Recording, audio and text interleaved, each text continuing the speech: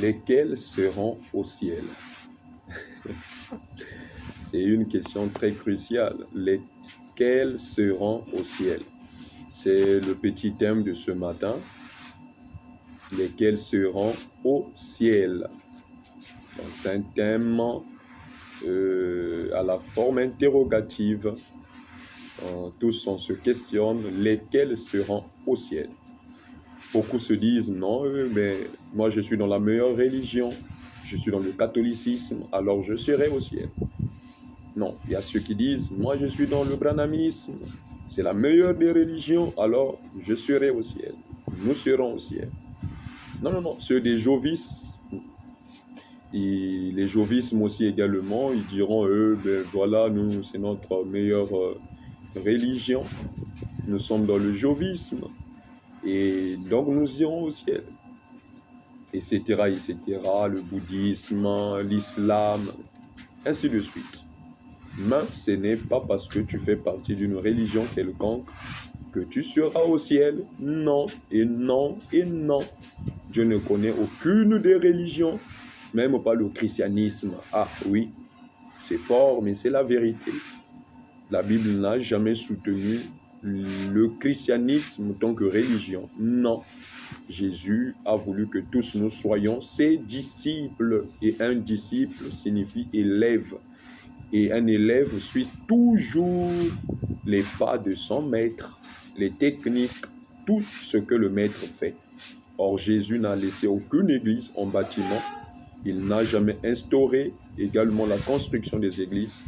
Il n'a jamais envoyé les apôtres pour aller construire les églises. Donc, toutes ces églises ne sont que des loges. Ça n'a rien à voir avec la volonté parfaite de Dieu. Mais ceux qui seront au ciel sont ceux qui ont leur nom dans le livre de vie de l'agneau. Point final. Ce n'est pas parce que tu mets les longues jupes, tu vas chaque jour à l'église, tu payes la dîme, tu n'insultes pas, tu ne bois pas, tu ne fumes pas, tu ne voles pas, tu ne couches pas avec des femmes ou des femmes des autres, tu ne fais pas ceci, tu ne fais pas cela, tu respectes toutes les exigences.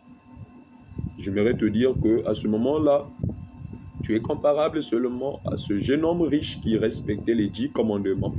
Mais à la fin, il est parti en enfer, au séjour des morts.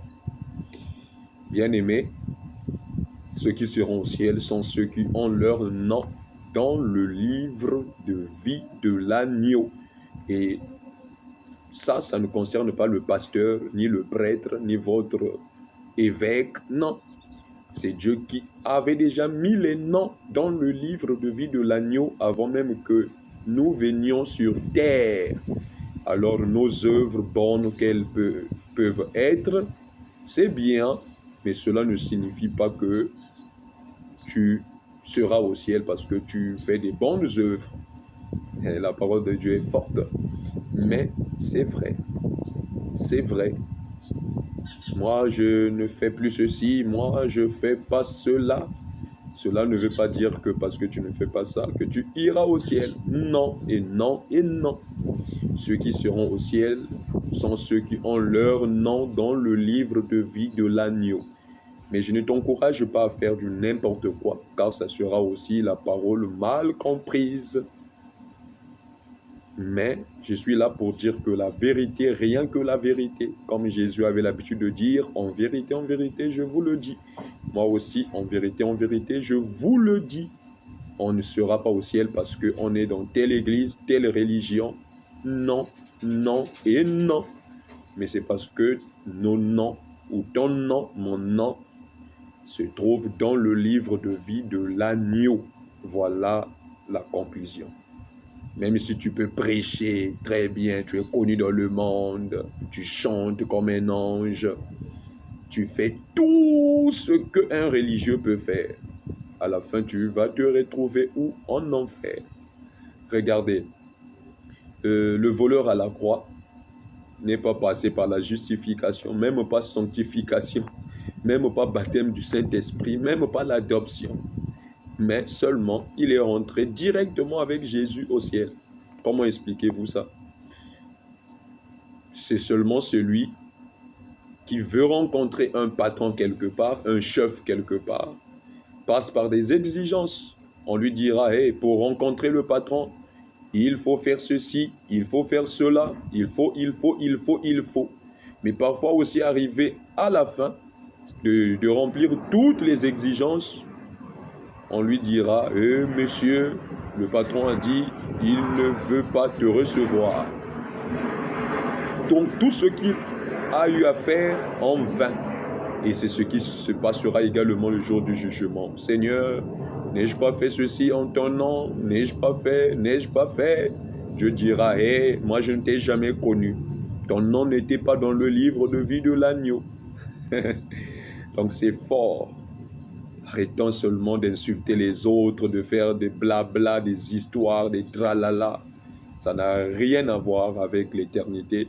L'éternité est entre les mains du Seigneur, rien que les mains du Seigneur. Par contre, le voleur à la croix était déjà avec le patron, était déjà avec le chef.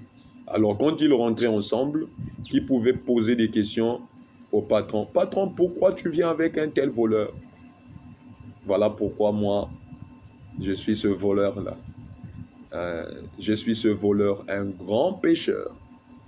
Un grand pécheur. Musumuki, Yanene.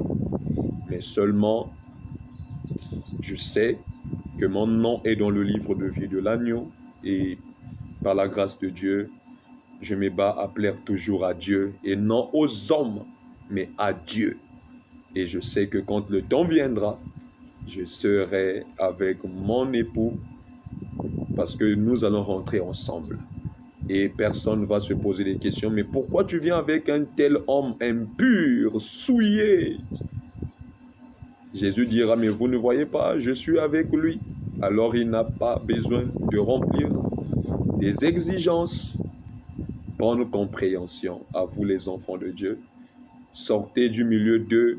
Aucune religion sauve, aucune église sauve, aucun pasteur emmènera quelqu'un au ciel.